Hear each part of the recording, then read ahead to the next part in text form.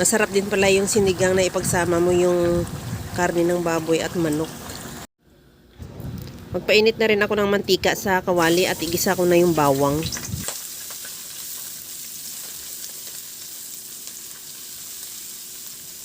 Ilagay ko na rin yung sibuyas.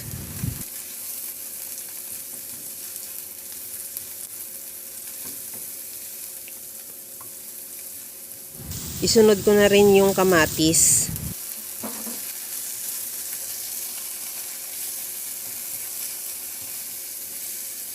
Pagkaluto ng kamatis, unahin ko na ilagay yung karni ng baboy, yung pork limpo na hiniwa ko lang ng pa-serving cut.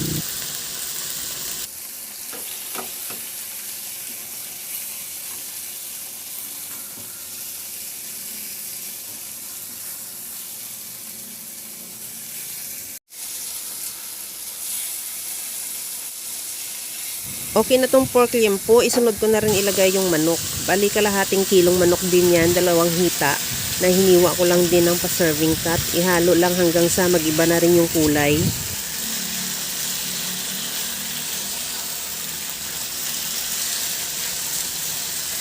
Timplahan ko na ng asin at paminta.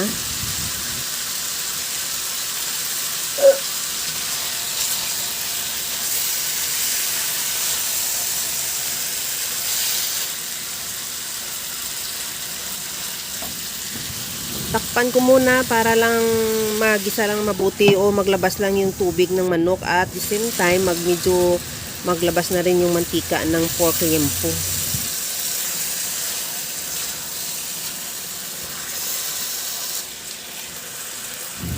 Okay na tong pork limpo at manok. Lagyan ko na ng tubig.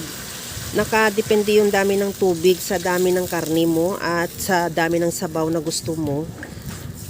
Pagkatapos yan, takpan ko muna hanggang sa maglambot na rin yung manok at saka yung pork limpo.